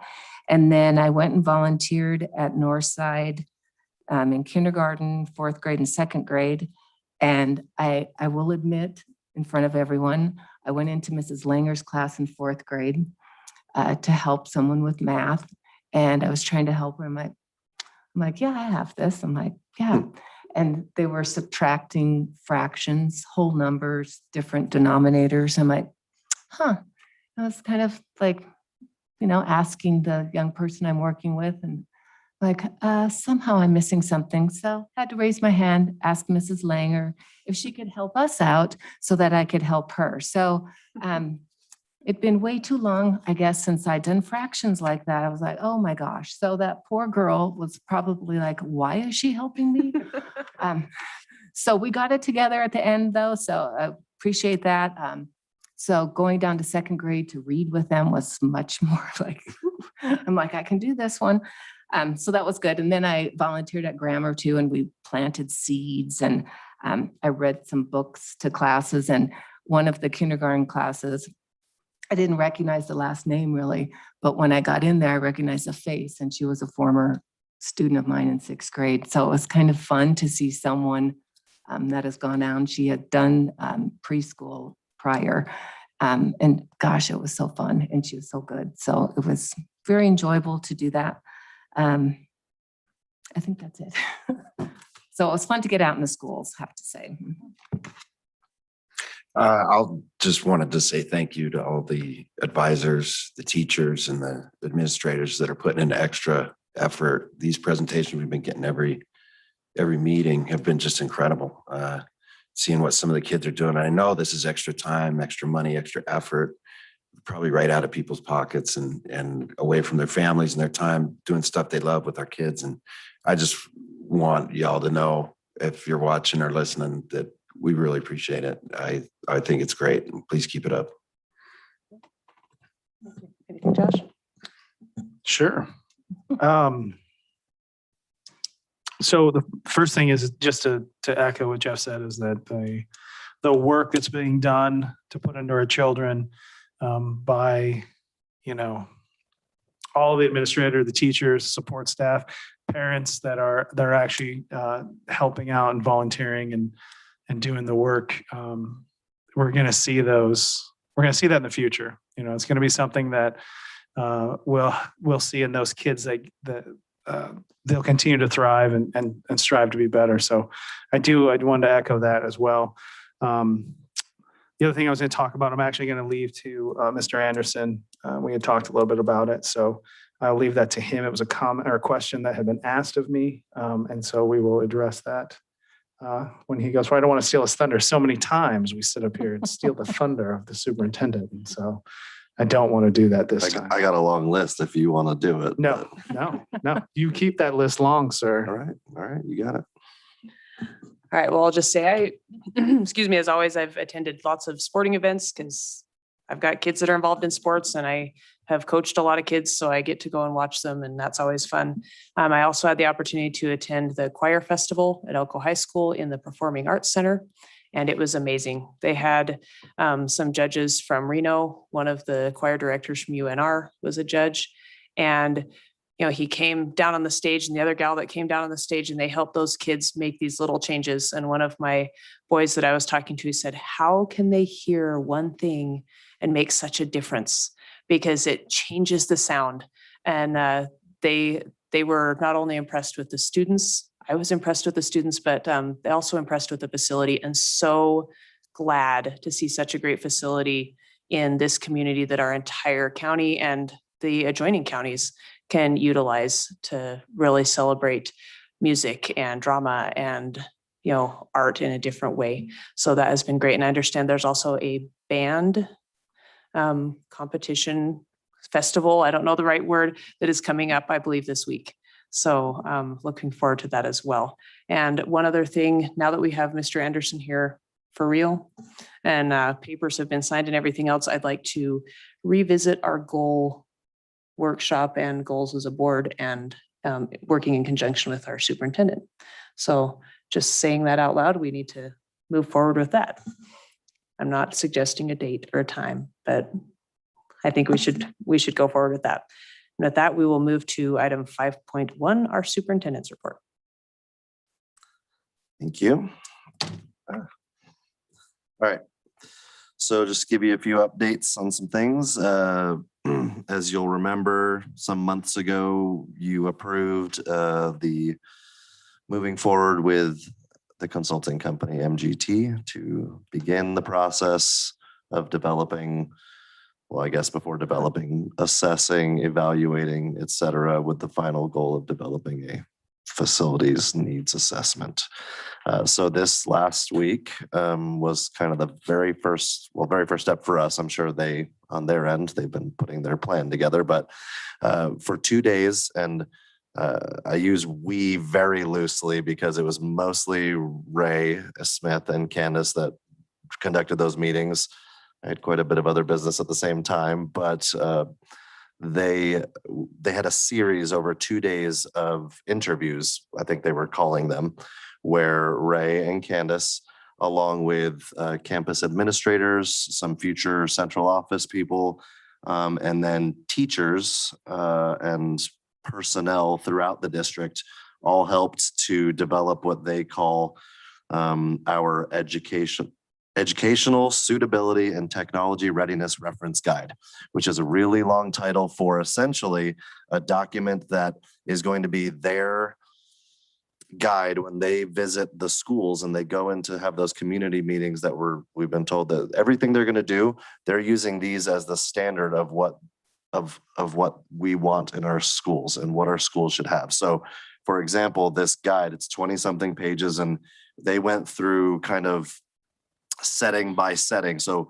what should an art classroom in your school look like? What should a music classroom look like? What should a computer lab look like? What should a kindergarten versus a secondary look like? What should your outdoor spaces, your performing arts, your PE, your safety and security, so just kind of trying to figure out what those ought to be. And then one, are they like that or are they not? And if they are, you know, how those fit in as far as needs for improvement. So to really say if this is what the expectation is and this is what the standard is, how close are we to that? And then also keeping in mind that when we do new projects moving forward, obviously we don't want to put a ton of money aside budget to build a new building that doesn't even meet our standards, right? Like to spend those extra dollars to make sure if we're going to put money into it, it's what we want and it's what our students need. So that was the first step, and they've given that to us. They've sent it back to us to review to make sure notes were captured properly, because this is going to be kind of their rubric, so to speak, as they move forward. Making sure that in the end, whatever plan we get back accurately reflects what needs truly exist. So when we come asking for money again, because we will need that in order to make our facilities what they ought to be for our kids, we can be very specific about what needs exist, not just it needs to be better, right? Like that's generic, right? So really get their input and make sure it meets the standards we're talking about. So that has begun and it will continue to go. And if I recall, I think they said through November-ish. So we're just in the beginning stages of that. And as those community meetings come up and that sort of thing, we'll make sure to keep you posted on progress there. Had some new, we've been doing lots of job posting and interviewing and hiring, and I'm not going to tell you every person we've hired, but some pretty significant ones that are people that you would have cause to interact with directly. We did fill some pretty significant positions. So number one, I hope they don't mind me. I didn't ask their permission to announce it, but do it anyway. So at this point, cat's out of the bag already anyway. Cody Krenka, who is currently our Adobe Middle School principal, he was selected for and accepted the Director of Secondary Education job, and he'll start that, or sorry, that is false information. He accepted the Human Resources Director job. I know. So Director of Human Resources, yes. I was getting ahead of myself, and hopefully, because I know the new director of secondary education is also tuned into the meeting. He was probably just thinking, wait, you gave my job away to somebody else. Trust me, Cody, you don't want two director jobs, just take the one. So Director of Human Resources is Cody. Paul Allen, current vice principal at Spring Creek High School, kind of longtime fixture there as an administrator. He was selected for and accepted the Director of Secondary Education job. I said that one right. We are interviewing next week for the Director of School Improvement job, the job I relinquished when you signed my contract. Hired a new principal for West Wendover Middle School. Brenda Carter, principal out there. It's been around a long time and she's retiring. And so we have a excellent candidate, and Jeff will love this, that candidate came from right inside West Wendover. He's an elementary school teacher right now, teaches 5th grade. He's not a long time West Wendover resident, but his name's Gregory Smith, teaches 5th grade, and he's a heck of a guy. And West Wendover Middle School is getting a really excellent educator.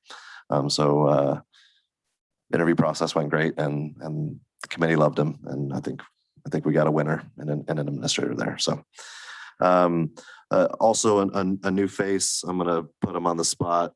Stephen back there. You want to stand up for a second, Stephen?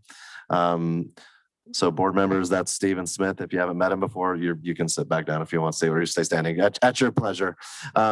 Stephen has been for some years a journeyman electrician with our district. We recently had to say goodbye to Casey Kelly, our director of facilities. And so Stephen is jumping into that in kind of an interim status for now. But as someone who was just recently interim, interim can turn into something else if you so wanted to. So Stephen's going to be helping us through the end of the year. Casey's going to continue to lend his help, but Stephen is going to jump into that spot and help us in that regard. So welcome Stephen to the I guess, the leadership group here in our district. And I've heard a lot of good things about him, and I've spent some time with him, and sharp individual, and he's passionate about being in our school district, which, you know, makes a big difference. So appreciate that passion. I had a great meeting. I guess it was yesterday. The days feel long, but met with multiple other superintendents. I know you all and community members have let me know that they appreciate when we voice our concerns with certain pieces of legislature or assembly bills and that sort of thing.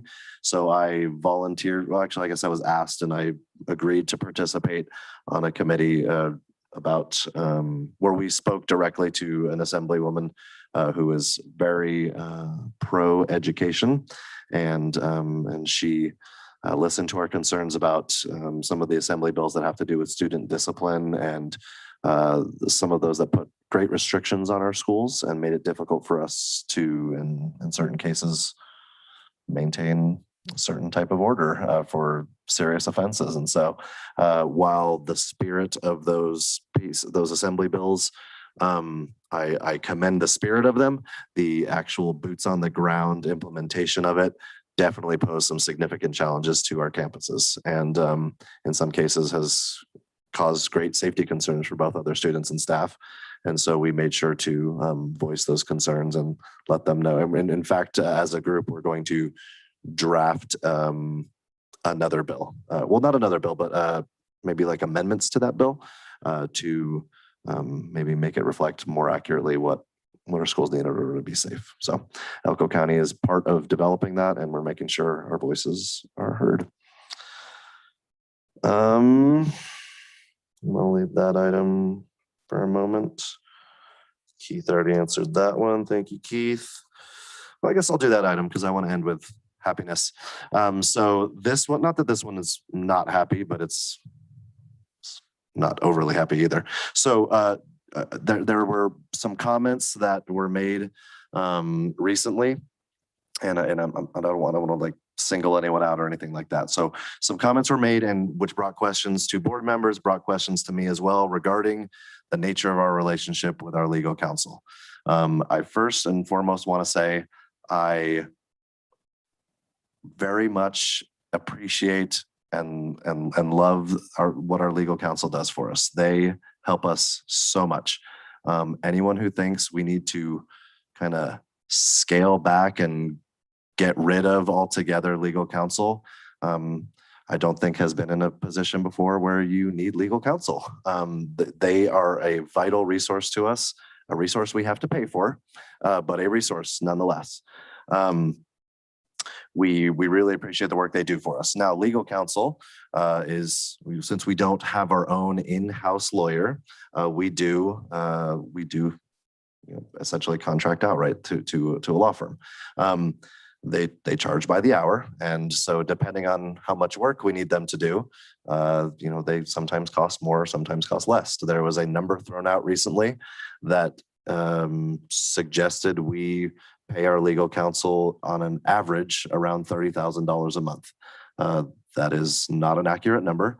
That number is somewhere more in the neighborhood, at least during this school year. I didn't go back years and years, but during this school year, which was, if I might say, a pretty busy school year for legal counsel, the average this year was about $18,000 per month. So a little over half of what was suggested was how much we pay. Legal counsel gets used for things such as writing policy that matches NRS. It's important that if we get into a situation, we can say, well, we know our policy is accurate and we are upholding it and we feel good about it. Our legal counsel obviously helps with anything that would involve courts and law cases, right? So they help us with those things. Our legal counsel helps, puts a lot of time in with any records requests or FOIA requests. More FOIA requests equals more time for a lawyer to spend on them, equals us paying lawyers more. So as they don't, I guess what I'm trying to say is they don't come to us asking for work. They have a law firm which serves many other entities and private citizens. We go to them when we need them. So when there are needs, then we go to them. And I think they're doing a great job and they're giving us great legal advice. A question has been brought before of why we don't see our legal counsel sitting here with us every day. I want to reiterate, we do not have in-house legal counsel. We pay them by the hour. On one hand, someone might say we're paying them too much. And then on the other, why aren't they here? If he's here, we're paying him more money to be here just in case there's a question that needs to be asked. We've also had we've had official opinion from not our legal, because that would be funny. Like he's like, oh, my opinion is I shouldn't be there. That's not the opinion we got. We got an opinion from our pool pact, who, as you know, supports all the schools so all the school districts in the state, and from an insurance and legal side as well. They help us with kind of large scale cases, and we don't have our legal counsel here at our public meetings on advice from Pool Pact.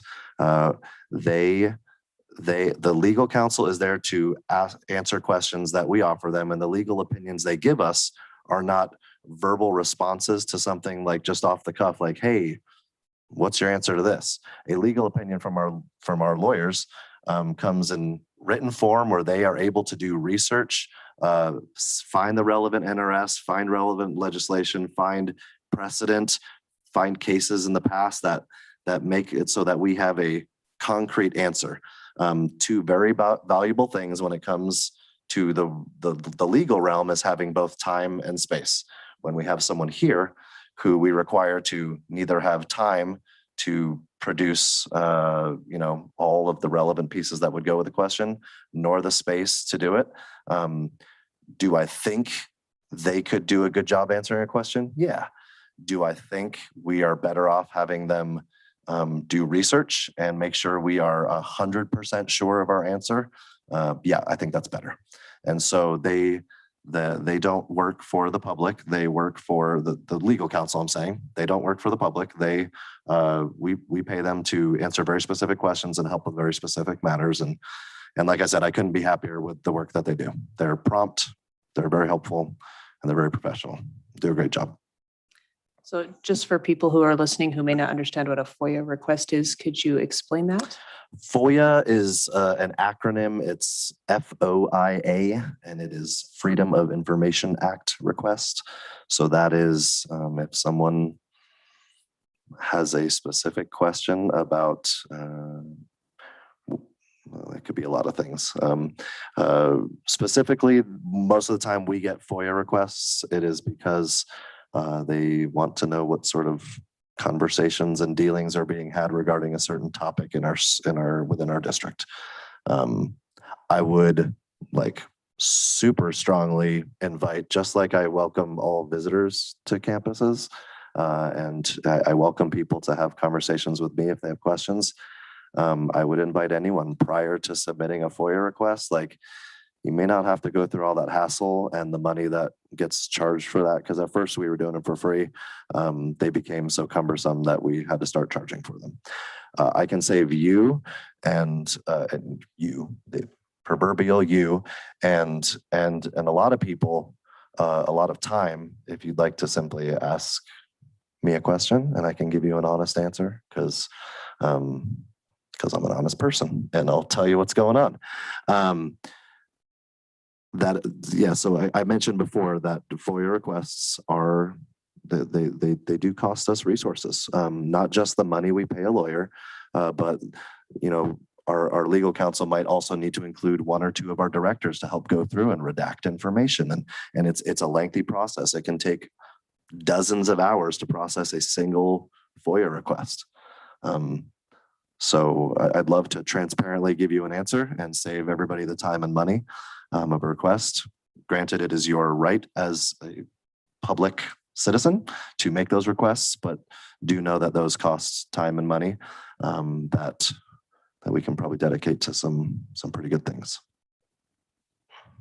So can I take a page from Josh and Matt's book and say, just to reiterate, every FOIA request takes taxpayer dollars and takes time from our students. basically, when they could potentially just get a hold of you and say, I have a question.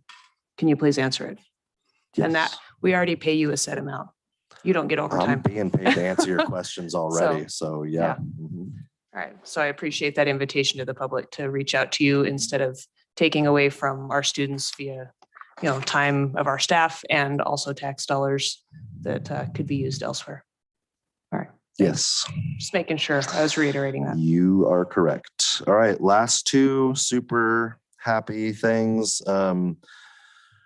Anyone who's ever been to a campus before knows who the real boss is at any school and at any office. Josh, who's the real boss in your office? Well, I am in my office. Better be the secretary. We'll give you one more try. Jeff just gave you the answer.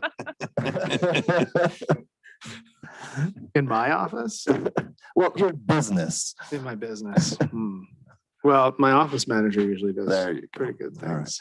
So She's pretty awesome. Jeff said it better be the secretary, right? So whether you call it a secretary or an office manager or an administrative assistant, tomorrow is is National Administrative Assistant Day. And we die if we don't have our administrative assistants. Cassie is my favorite person in the office. No offense to anyone else, but she is it. And that's how, when I was a principal at a school, that front office secretary, your finance secretary, your registrar, like those people run the building. We make decisions, we make, we enact policy, we do a lot of important things, but the building, like, if I disappear for a week from a campus when I was a principal, they'd figure it out. If your finance person disappears for a week, we're having a problem. So thank you so much to all of our administrative assistants all across our schools and our offices. It's not an exaggeration to say we can't run things without you. So thank you so much. Also in the realm of appreciation, starting next week, I got my dates right. Yeah, it's next week, Teacher Appreciation Week. Someone give me a nod. Yep. All right. So next week, May 2nd through May 6th is Teacher Appreciation Week. We will do lots of shout outs. You're going to hear, sorry, my voice on the radio shouting out our teachers. We're going to do everything we can. And I know at each and every campus, administrators will be doing everything within their power and their budget to also recognize our teachers. I say Teacher Appreciation Day, at least when I was the principal in Wells, it was Staff Appreciation Day. It extends to everyone. They're all educators. Our teachers, our aides, our custodians, everybody that works at a campus is vital and important to making sure our students have everything they need and get the best education possible. And as you all aptly noted, there's a lot of outside of the realm of 7:30 or whatever your contract start and end time is, that the majority of your educators put in well more than your contract day, what they're getting paid for, right? Because they're not there to get paid. They are there for kids. And I know that's true. And I love and appreciate all of our educators who make sure our kids get what they need and take care of them every single day. So we'll recognize them and celebrate them officially, but I wanted to promo that now because the next time we meet, Teacher Appreciation Week will be over. If you plug for all of our teachers, if anyone out there is just dying to find a way to support your schools and your teachers, this is a great way to show appreciation. Sometimes it's hard to get away from work and volunteer there as much as you'd like or participate as much as you'd like as a parent or a community member. Showing appreciation is an awesome way to support our teachers in our schools as well. So please reach out to a campus if you're so inclined. I'm 1000% sure they will accept your kindness. That is it. All right. Oh, any questions for me? Not really a question for me. I just want to thank you for your efforts with the other superintendents and being an activist towards the state assembly. I think that's really important. And that's another example of probably going over and above what you're required to do and taking initiative. I really appreciate that. That's something that in talking to a lot of people that they're looking for, you know, as I'm out talking to people, like I say, is getting some changes and wondering why laws or mandates were the way they were and what we can do to. So it makes me really happy to see that. And then also just the explanation, the clear and concise, accurate explanation you gave us on legal representation, because that came up in a previous thing. And even listening to the numbers, I was like, yeah, that can't be. And turns out it would have just taken a quick phone call to you to get the right answers and accurate information. So, yeah. I mean, if I look back, I'm sure there's probably a month somewhere in our history that we have had to exceed that. You know, there's been certain times with big lawsuits, things like that. You're going to obviously retain someone for a much higher cost during that time. But our regular norm, they don't. Yeah, but that wasn't the claim that was made, though. The one I'm specifically speaking of. And seeing how inaccurate that was, it would have been easy just to call you. I should also say, I'm trying to think of a way to not get them in trouble with someone else. They're very kind to us as far as how they serve us and what they charge us. So put my foot in my mouth. I appreciate them very much. All right. Any other questions, or should we move on to item 6.1? All right, we'll go ahead and move on to approval of the accounts payable. Do you have any questions? Do we have a motion? I'll go ahead and Just ask one question. Go ahead. Sorry. Go ahead, Susan. First of all, thank you, and Cheryl and all of you that, I'm not sure who, but that got the bonus going and early and on time, or earlier than what was said. I know that was a lot of work. So thank you, and to your team for doing that. Thank you. My question on accounts payable, just can you tell me, all the kids have free lunch, but is it free really to us? Okay, so my understanding right now is that universal free lunch is mandated by the feds through end of June. So they have a pass-through grant that goes through the state to us to help reimburse a portion of the rate for each meal. That amount doesn't make us whole as if we were charging. Another thing with free universal lunch is now really there's no need to fill out the free and reduced lunch applications because it's free anyway. The problem with that, though, is we get reimbursed a higher rate for people eligible for the free and reduced lunch. So by people not filling out those applications, our revenue goes down. There's other revenue sources that are also based off of the ratio of the number of free and reduced lunch applications. So it does have an impact through different revenue streams. Okay. There's nothing free anymore. I mean, I just thought since it's free lunch, I'm like, it's not really free. So No. Somebody's paying. Yeah. Yeah. All right, other questions? I'll go ahead and make the motion that we approve accounts payable. All right, do we have a second? I'll second. All right, we have a motion in 2 seconds. So we'll take that as good. Any other questions or discussion before we vote? Or I should say abstentions or disclosures on the accounts payable April 26, 2022. All right, all in favor of approval, please say aye. Aye. Any opposed, nay? Chair votes aye, and accounts payable April 26, 2022 are approved. We have one more section of accounts payable that I will disclose. I have a family member who is employed by Wells Rural Electric, so I will also be abstaining. Any discussion? I was on just that one? curious in how we would proceed We are still, with an abstention. That puts us at 3. we are still the majority of the members present. Okay. And if we need to call Matt or Ira, well, Ira, we will not be able to get hold of, I know, but Matt is in Washington, DC on a student trip. And if we need to call Matt, but I believe we have the majority of the members present, so we will be all right. That was the question I had. Thank you. Do we I'll have a go ahead and motion? make a motion then that we approve the Wells Rural accounts payable for April 26, 2022. All right, do we have a second? Second. All right, we have a motion and a second. Any other discussion?